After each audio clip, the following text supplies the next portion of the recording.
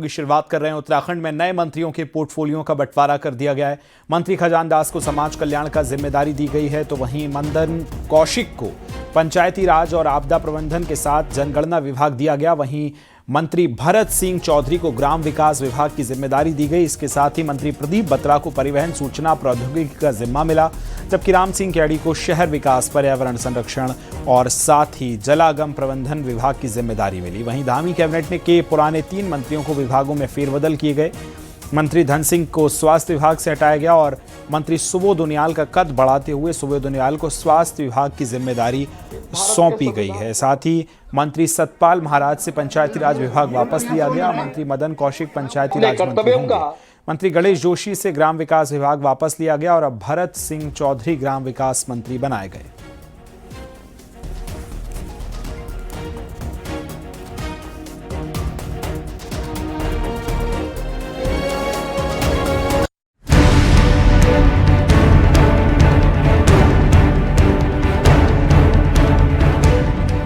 मुख्यमंत्री पुष्कर सिंह धामी ने शुक्रवार को मंत्रिमंडल विस्तार के बाद रविवार को विभागों का भी बंटवारा कर दिया। पहले नंबर पर शपथ लेने वाले राजपुर से विधायक मंत्री खजान दास को समाज कल्याण, अल्पसंख्यक कल्याण विभाग की जिम्मेदारी मिली है। हरिद्वार से विधायक मदन कौशिक को पंचायती राज, आपदा प्रबंधन, आयुष एवं जनगणना जैसे अहम विभाग सौंपे गए हैं। वहीं रुद्रप्रयाग से विधायक भरत सिंह चौधरी को ग्राम्य विकास के साथ ही MSME और खाद्य ग्रामोद्योग का जिम्मा मिला है। रुड़की से विधायक प्रदीप बत्रा को परिवहन, IT, विज्ञान और जैव प्रौद्योगिकी जैसे विभाग दिए गए हैं। वहीं भीमताल से विधायक राम सिंह कैड़ा को शहरी विकास और पर्यावरण जैसे अहम पोर्टफोलियो मिले हैं। तो वहीं दूसरी ओर पुराने 3 मंत्रियों के विभागों में कटौती की गई है। सबसे बड़ा बदलाव धन सिंह रावत से स्वास्थ्य विभाग वापस ले लिया गया है। वहीं मंत्री सुबोध उनियाल का कद बढ़ाते हुए उन्हें अब स्वास्थ्य विभाग के साथ विधायी और संसदीय कार्य भी सौंपे गए हैं। वन विभाग उनके पास पहले से मौजूद है। मंत्री सतपाल महाराज से पंचायती राज विभाग वापस लिया गया है, जो अब मदन कौशिक के पास गया है। गणेश जोशी से ग्राम्य विकास विभाग हटाकर भरत सिंह चौधरी को दे दिया गया है। ये फेरबदल साफ संदेश देता है कि 2027 से पहले सरकार परफॉर्मेंस और मैनेजमेंट दोनों पर फोकस कर रही है। नए चेहरों को मौके के साथ पुराने मंत्रियों के कामकाज को भी रिव्यू किया गया है। चुनावी साल में चुनाव से पहले किया गया ये अब तक का सबसे बड़ा फेरबदल माना जा रहा है। न्यूज़ 18 के लिए देहरादून से सुनील नप्रभात की रिपोर्ट।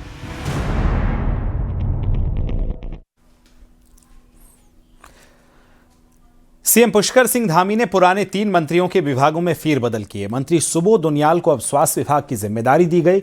4 धाम यात्रा से पहले सरकार में महत्वपूर्ण जिम्मेदारी मिलने पर मंत्री उनियाल ने कहा कि मुख्यमंत्री के पास भी विभागों का दबाव था, इसलिए उन्होंने ये फैसला लिया। स्वास्थ्य के क्षेत्र में कैसे डॉक्टर्स के हितों को ध्यान में रखते हुए लोगों को फायदा मिले, इस दिशा में वो काम करेंगे। हमारे साथ मौजूद हैं मंत्री सुबोध उनियाल, जिनका कद बढ़ाया गया है, ये कह सकते हैं हम। सर, स्वास्थ्य विभाग अब आपको मिल गया है, क्या प्रायोरिटी पे रहने वाला है? निश्चित रूप से एक चुनौती है और उत्तराखंड जैसे राज्य में स्वास्थ्य सेवाओं को ठीक करना और दुरुस्त करना, ये मेरी प्राथमिकता रहेगी। और निश्चित रूप से धन सिंह जी ने भी और हमारी सरकार ने पिछले 9 वर्षों में स्वास्थ्य के क्षेत्र में जो 20 वर्षों में नहीं हुआ था, 18 वर्षों में नहीं हुआ, उसको पिछले 9 वर्षों में करने का काम करके डॉक्टर्स की नियुक्ति की। अब ये है कि सुदूर क्षेत्र में डॉक्टर्स पहुंचे और आम आदमी को लगे कि सरकार उसके साथ खड़ी है, इसके लिए प्रयास किया जाएगा। डॉक्टर्स की कमी हमेशा से एक बड़ा मुद्दा रहा है। डॉक्टर्स नहीं जाते हैं अस्पतालों में, ये एक बड़ा मुद्दा रहा है। आपको लगता है कि इस पर ध्यान देना सबसे ज्यादा जरूरी है? और अब तो 4 धाम यात्रा है। नहीं, देखिए, इसमें कहीं न कहीं सरकार ने पूरे प्रयास किए। अब आपको देखा कि पर्वतीय क्षेत्र में, जो सुदूर क्षेत्रों में अगर विशेषज्ञ डॉक्टर की तैनाती की जाती थी तो उसको दुगना तनख्वाह देने का प्राविधान, 50% एडिशनल तनख्वाह देने का प्राविधान भी किया गया। उसके बावजूद क्योंकि राज्य में स्पेशलिस्ट डॉक्टर की कमी है और प्रयास किया जाएगा कि स्पेशलिस्ट डॉक्टर की संख्या बढ़े और किस तरह, क्योंकि उनका भी बेचारों का हक है, जो जिन्होंने जिंदगी में सुदूर पहाड़ी क्षेत्रों में कष्ट जिन अपने बिताए, कि उनको भी बेहतर स्वास्थ्य सुविधाएं मिले, इसके लिए प्रयास करने। कैमरा पर्सन दीपक राणा के साथ न्यूज 18 के लिए देहरादून से भारती सकलानी न्याय। हरिद्वार के विधायक मदन कौशिक को कैबिनेट मंत्री बनाए जाने के बाद स्वागतों का दौर जारी है। रविवार को बीजेपी कार्यकर्ताओं और मदन कौशिक के समर्थकों ने बड़ा रोड शो निकाला। मदन कौशिक ने जनता का आभार जताया। आर्यनगर चौक से हर की पैड़ी तक निकाले गए रोड शो में हजारों लोग शामिल हुए और कई जगहों पर कैबिनेट मंत्री मदन कौशिक का स्वागत हुआ। हर की पैड़ी पर पहुंचकर मदन कौशिक ने बीजेपी नेताओं के साथ गंगा पूजन और सभी का आभार जताया। तो मिलने के बाद इस कार्यकाल का पहली बार हरिद्वार की जनता के आशीर्वाद के लिए चला। आज अभूतपूर्व आशीर्वाद मुझे जनता ने दिया। मां गंगा का आशीर्वाद मिला। गंगा सभा के सम्मानित सभापति जी, महामंत्री, अध्यक्ष जी, सभी का आशीर्वाद मैंने लिया और आशीर्वाद के बाद अपने दायित्व का निर्वहन प्रारंभ करूंगा। उत्तराखंड में 4 साल बेमिसाल का दावा किया जा रहा है। वहीं मुख्यमंत्री पुष्कर सिंह धामी के नेतृत्व में सरकार अपने फैसलों और उपलब्धियों को मॉडल स्टेट की दिशा में एक बड़ा कदम बता रही है। रिपोर्ट आपको दिखा रहे हैं। डबल इंजन सरकार के बीते 4 सालों में हमारे राज्य की आर्थिकी में 1.5 गुना से अधिक की वृद्धि हुई है। 4 साल और फैसलों की लंबी फहरिस्त। बीते 4 वर्षों में हमारे राज्य ने पहली बार कई उल्लेखनीय उपलब्धियों का साक्षात्कार किया है। समान नागरिक संहिता लागू करने वाला पहला राज्य, सख्त भू कानून, धर्मांतरण विरोधी और नकल विरोधी कानून लागू किए गए। सरकार का दावा है कानून व्यवस्था मजबूत हुई है और सिस्टम पारदर्शी बना। इसके साथ ही युवाओं पर फोकस रहा। 4 साल में 30,000 से ज्यादा सरकारी नौकरियां युवाओं को मिली। वहीं महिला सशक्तिकरण भी मुख्यमंत्री धामी के फोकस में रहा। सरकारी नौकरियों में 30% आरक्षण देने के साथ ही लखपति दीदी योजना से 2.5 लाख से ज्यादा महिलाएं आत्मनिर्भर बनाने का सरकार दावा कर रही है। केंद्र के साथ बेहतर तालमेल के चलते इस दौरान रेल, रोड, रोपवे और हेली सेवाओं से कनेक्टिविटी पर जोर रहा। पर्यटन में रिकॉर्ड 2025 में 6 करोड़ से ज्यादा पर्यटक उत्तराखंड पहुंचे। बीते 4 वर्षों में 20,000 से अधिक नए उद्योग स्थापित हुए हैं। बीते 4 वर्षों में राज्य में स्टार्टअप की संख्या 700 से बढ़कर 1700 पहुंच गई है। बीते 4 वर्षों में हेलीपोर्ट की संख्या 2 से बढ़कर 12 हो गई और हेलीपैड की संख्या 60 से बढ़कर 118 हो गई है। बीते 4 वर्षों में राज्य में बिजली उत्पादन 3 गुना से अधिक बढ़ा है।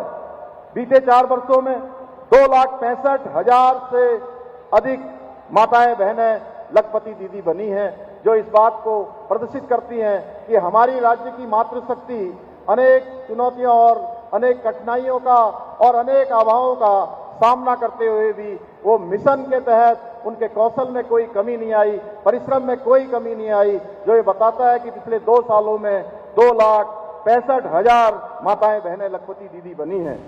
अतिक्रमण को लेकर बरती गई सख्ती को भी एक महत्वपूर्ण उपलब्धि के तौर पर देखा जा रहा है। पहली बार 12,000 एकड़ से ज्यादा जमीन मुक्त कराई गई। इसके अलावा सामाजिक संतुलन बनाने में भी प्रयास दिखाई दिए। राज्य आंदोलनकारियों, सैनिकों और बुजुर्गों की पेंशन राशि बढ़ाई गई तो शहीदों के परिजनों के लिए भी आर्थिक सहायता में इजाफा हुआ है। जो डबल इंजन की सरकार है, इसके तालमेल के कारण हमारी आज उत्तराखंड की जो विकास की जो धारा है वो निरंतर न केवल आगे बढ़ रही है बल्कि बहुत तेजी से आगे बढ़ रही है। और हम कह सकते हैं कि ये 4 साल बेमिसाल रहे हैं और हम इस उत्तराखंड को आगे जो आने वाले वर्षों में जो हमारा रोड मैप है उसके आधार पर हम 20-25 वर्षों का प्लान कर रहे हैं कि हमारा उत्तराखंड संपूर्ण देश भर के राज्यों में अग्रणी राज्य हो। इसके लिए हमारी सरकार प्रयास कर रही है और हम समझते हैं कि इस 4 वर्षों में जो जन आकांक्षाएं हैं उसको पूरा करने का प्रयास हमारी सरकार ने किया है। 4 साल बड़े फैसले, बड़े दावे। इसी के साथ CM Pushkar Singh Dhami state BJP के अब तक के सबसे लंबे कार्यकाल वाले मुख्यमंत्री बन गए हैं। अब असली परीक्षा जनता के भरोसे की है, जब 2027 में परफॉर्मेंस बनाम परसेप्शन की लड़ाई जनता की अदालत में पहुंच चुकी होगी। देहरादून से न्यूज 18 के लिए सुनील नौप्रभात की रिपोर्ट।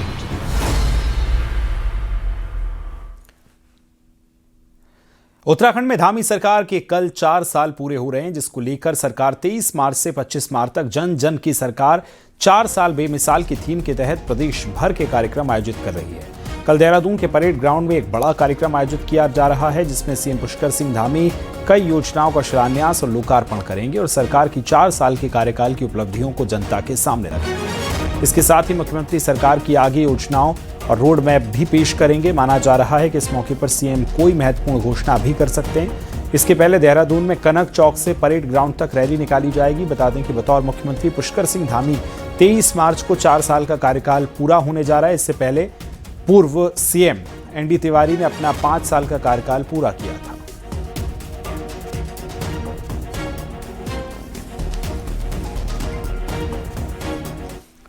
विधानसभा चुनाव में अभी 10 महीने का वक्त है, लेकिन राजनीतिक पार्टियों ने अभी से राजनीतिक समीकरण साधना शुरू कर दिए हैं। कांग्रेस ने तो तराई और भावर में सामाजिक समीकरण साधना शुरू कर दिया है। खासकर जनजातियों को साधने के लिए कांग्रेस उनकी धार्मिक भावनाओं का ध्यान रख रही है, लेकिन इस रिपोर्ट में हम आपको दिखा रहे हैं।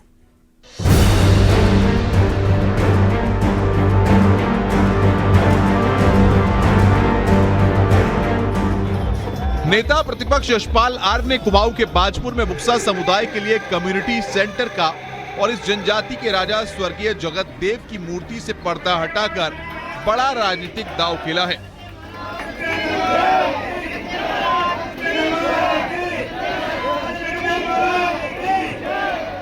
कहने को तो बुक्सा समाज के पूर्व राजा की मूर्ति उनकी विधानसभा में लगी है, लेकिन इसके जरिए कांग्रेस ने कुमाऊं के रामनगर से लेकर काशीपुर, बाजपुर, गदरपुर, रुद्रपुर और हरिद्वार तक फैले 1 लाख से ज्यादा बुक्सा वोटों को साधने की कोशिश की है। कांग्रेस ने हमेशा जो समाज, पिछड़ा समाज है, जो गरीब तबका है, उनको मुख्य धारा में लाने की कोशिश की है। और निश्चित रूप से मैं कह सकता हूं कि बाजपुर में विकास के नए आयाम हमने जनजाति क्षेत्र में स्थापित किए हैं। शिक्षा के क्षेत्र में हमने बहुत सारे विद्यालय खोले हैं। जाहिर है कोई भी जनजाति समुदाय अपनी पहचान को लेकर हमेशा सजग रहता है। यही वजह है कि जनजाति के लोग भी अपने महान राजा की प्रतिमा अपने बीच देखकर बेहद खुश हैं, क्योंकि ये समाज लंबे समय से अपनी पहचान के लिए सामाजिक संघर्ष कर रहा है।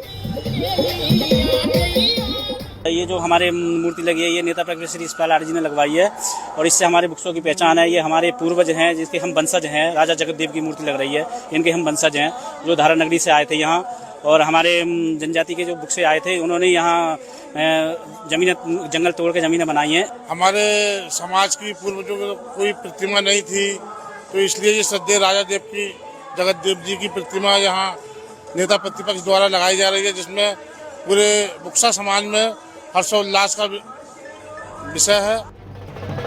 दरअसल बुक्सा जनजाति का वोट कई विधानसभाओं को प्रभावित करता है। यहाँ तक कि बाजपुर, गदरपुर, काशीपुर में तो इनकी तादाद इतनी ज्यादा है कि जीत हार का फैसला तक कर सकता है।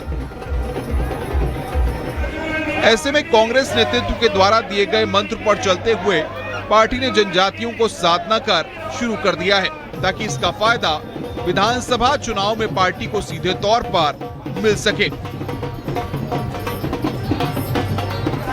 उधम सिंह नगर से न्यूज़ 18 के लिए शैलेंद्र नेगी की रिपोर्ट।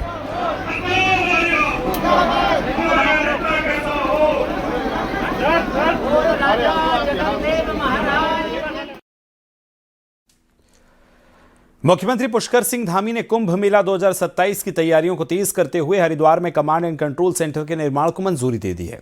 करीब 50 करोड़ की इस परियोजना में 20 करोड़ की पहली किश्त जारी कर दी गई। इसके साथ ही किच्छा में कम्युनिटी हॉल के लिए 5 करोड़, पिथौरागढ़ में धार्मिक स्थलों, सड़कों और सौंदर्यीकरण से जुड़ी योजनाओं को भी हरी झंडी दिखा दी गई।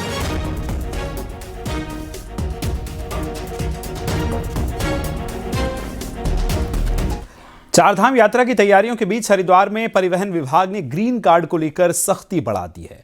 ट्रैवल कारोबारियों ने आपत्ति के बाद अब बाहरी राज्यों के केयर ऑफ में रजिस्टर्ड वाहनों को ग्रीन कार्ड जारी करने से पहले स्पेशल वेरिफिकेशन किया जाएगा। स्थानीय व्यवसायियों का कहना है कि बाहर से ट्रैवल कारोबारी चारधाम यात्रा कराते हैं, इससे स्थानीय लोगों को नुकसान पहुंचता है, जबकि जरूरत पड़ने पर लोकल ट्रैवल कारोबारी प्रशासन को सहयोग नहीं करते। वहीं ARTO के मुताबिक केयर ऑफ रजिस्ट्रेशन की प्रक्रिया को और सख्त किया जाएगा।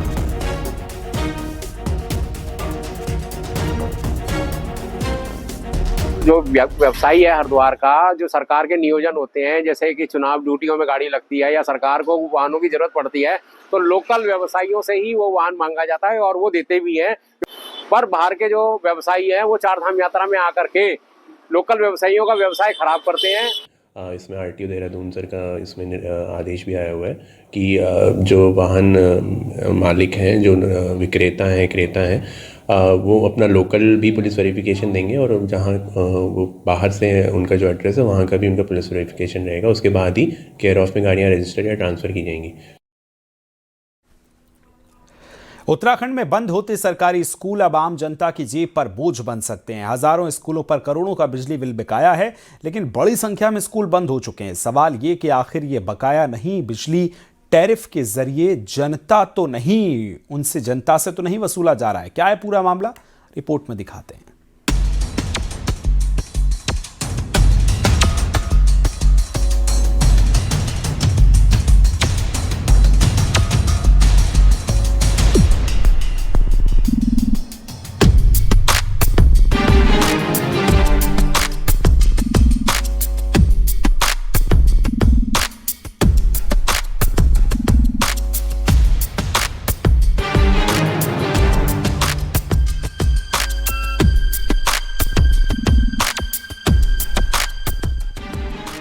उत्तराखंड में बीते 5 सालों में करीब 1700 से ज्यादा सरकारी स्कूल बंद हो चुके हैं, लेकिन इस बंदी ने एक नई समस्या को खड़ी कर दिया है। प्रदेश के करीब 9000 बेसिक और माध्यमिक स्कूलों पर 11.5 करोड़ रुपए से ज्यादा का बिजली का बिल आज भी बकाया है। हैरानी की बात तो यह है कि जिन 1700 से अधिक स्कूलों पर ताले लग चुके हैं, उनका बिजली बिल भी अब तक पेंडिंग है और उनका कनेक्शन रिकॉर्ड में जारी है। ऐसे में बिजली विभाग के सामने सबसे बड़ी चुनौती ये है कि बंद स्कूलों से आखिर ये रकम कैसे वसूली जाए।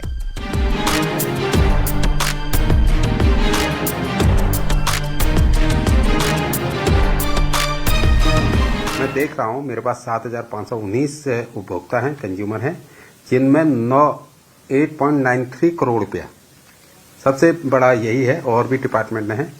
इसमें 8.93 करोड़ रुपया हमारा बचा हुआ है। लगातार उनके स्कूल में हमारे जो फील्ड के ऑफिसर हैं लगातार जाते हैं, रिक्वेस्ट करते हैं और उनसे लगातार प्रयास किया जा रहा है। कुछ लोगों ने जमा भी कर दिया, लेकिन अभी भी हमारा करीब 9 करोड़ रुपया इस पर ड्यूज है। वहीं शिक्षा विभाग इस पूरे मामले को पॉलिसी मैटर बता रहा है। अधिकारियों का कहना है कि बंद हो चुके स्कूलों के बकाया भुगतान का मुद्दा अब सरकार के संज्ञान में लाया जाएगा।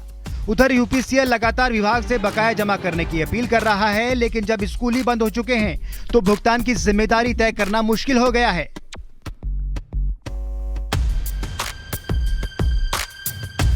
तो देखना पड़ेगा कि किस तरह का बिल है, क्या वो सही बिल है या रनिंग स्कूल जो हमारे या बंद स्कूल किनका वो बिल है, कितना बिल है। और हो सकता है कहीं बजट न रहा हो तो उन्होंने पेमेंट नहीं किया होगा, लेकिन ये तो बहुत बड़ी रकम है। तो मैं देखूंगी इसको किस तरह से किया जा सकता है। बाकी अगर भवन हमारे यूज में नहीं आ रहे हैं, स्कूल बंद हैं, तो उन भवन का क्या यूज किया जाना है ताकि जो यूज करे वो बिजली का बिल भी भरे। तो इसके ये पॉलिसी मैटर है, तो इसको हम आगे बढ़ाएंगे। प्रोविजन था तो स्कूल वालों ने उसकी पेमेंट क्यों नहीं करी? अगर नहीं करे तो क्या कहा करी है तो पेंडिंग क्यों है? अब इसका जो ले दे के जो असर है वो पड़ेगा उत्तराखंड के आम बिजली उपभोक्ताओं के ऊपर। कुल मिलाकर बंद होते स्कूल अब सिर्फ शिक्षा व्यवस्था पर ही सवाल खड़े नहीं कर रहे, बल्कि ये मामला सरकारी सिस्टम के तालमेल की कमी को भी उजागर कर रहा है। लगातार घाटे में चल रहा UPCL हर तरफ से बकाया वसूली को लेकर चिंतित है। अगर समय रहते कोई ठोस फैसला नहीं लिया गया तो इसका असर आम लोगों की जेब पर पड़ना तय है। सत्येंद्र बर्तवाल, न्यूज़ 18, देहरादून।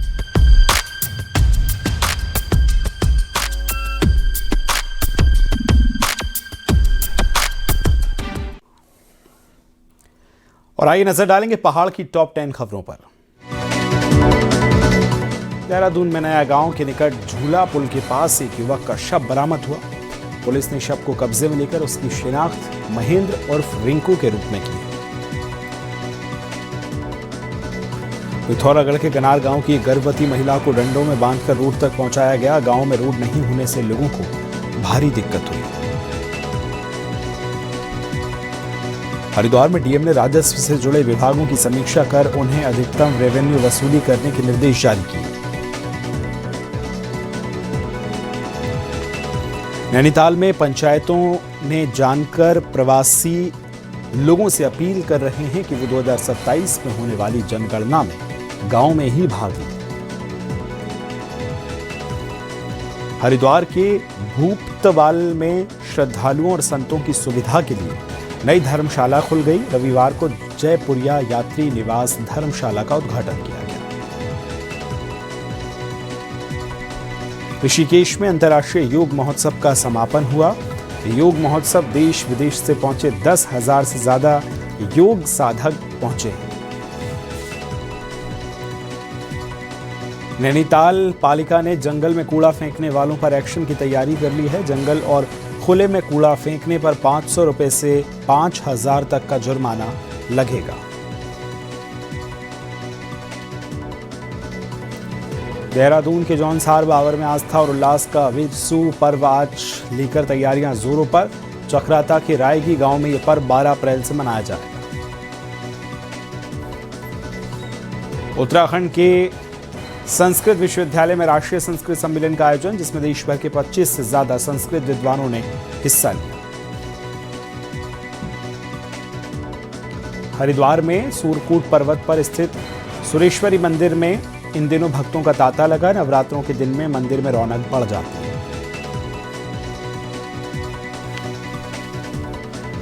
मशहूर पर्यटक स्थल चक्राता की हसीन वादियां एक बार फिर बर्फ की चादर ओढ़े पर्यटकों से गुलजार हैं। मार्च के आखिरी दिनों में हुई बारिश और बर्फबारी ने पर्यटन कारोबारों के लिए किसी सौगात से कम नहीं है। लोखंडी क्षेत्र में पर्यटकों की संख्या तेजी से बढ़ी। देश भर से पहुंच रहे सैलानी बर्फ का लुत्फ उठा रहे हैं। वाकई में पड़ी है, काफी सारी पड़ी है। दोबारा आना चाहेंगे आप? अरे मैं तो यही रहना चाह रहा इतना अच्छा है। दोबारा आएंगे और बोलूंगा सभी लोग आओ, थोड़ा पहाड़ के ही मजे लो। देखो कि मौसम हर जगह एक जैसा नहीं होता, नीचे कुछ और है, यहाँ पे कुछ और है। दिल को बड़ा सुकून सा मिलता है, शांति, एकदम शांत माहौल, वातावरण, शुद्ध हवा, एकदम साफ सुथरा। बस मैं एक रिक्वेस्ट करना चाहूंगा कि बाहर से कोई लोग आते हैं तो यहाँ गंदगी ना फैलाएं। और काफी जो है गर्मी शुरू हुई थी, बल्कि प्लेन्स में तो बहुत ही गर्म हो चुका था, लेकिन यहाँ पे हमारे लोखंडी चक्राता में भी हम लोग स्वेटर हमने उतार दी थी, इतना गर्म बीच में हो चुका था। और जो है 2-4 दिन से मौसम ने एकदम से करवट ली और मतलब हम लोग भी उम्मीद नहीं थी ऐसा कुछ हो गया। बद्रीनाथ धाम में शुक्रवार तक हुई बर्फबारी के बाद नेशनल हाईवे से बर्फ हटाने का काम शुरू कर दिया गया है। बीआरओ की टीम बद्रीनाथ राष्ट्रीय राजमार्ग को सुचारू करने में जुट गई है ताकि हाईवे को समय रहते सुचारू किया जाए। बद्रीनाथ धाम में इन दिनों मास्टर प्लान के कार्य भी चल रहे हैं, लेकिन बर्फबारी के बाद मास्टर प्लान के कार्य प्रभावित हुए तो वहीं 200 से अधिक मजदूर भी यहाँ फंसे हुए हैं।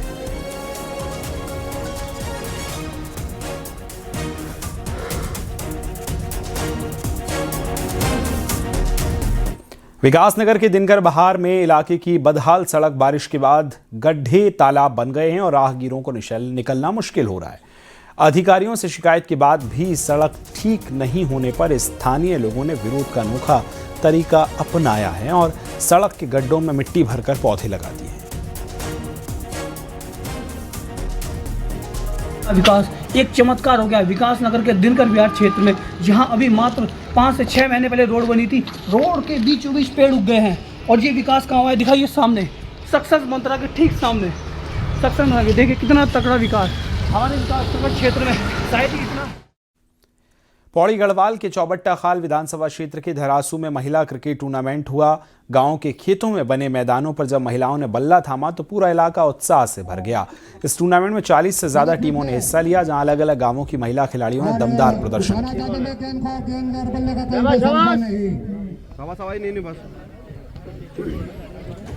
सभी दर्शकों को याद दिला दूं, अगर बारिश इस मैच में खलल डालती है उस हिसाब से तो मतलब जैसे लड़के खेलते आ रहे हैं, बट महिलाओं के लिए पहला मौका था। जैसे कि आप देख रहे हैं यहाँ ज्यादातर मातृशक्ति आ रखी है, इससे मतलब बहुत सारे लोगों को मतलब वो मिलेगा आगे कि हम भी कुछ कर सकते हैं। हर एक क्षेत्र में जैसे मतलब अभी क्रिकेट की बात हो रही है, बट हर एक क्षेत्र में महिलाओं को आगे होना चाहिए। हमको सीखने का भी मौका मिला, पहली बार आए हम फील्ड में खेलने के लिए और बहुत अच्छा लगा। महिलाओं के लिए दिनचर्या के हिसाब से हमें थोड़ा थोड़ा मौका मिला खेलने का और अच्छा लग रहा है।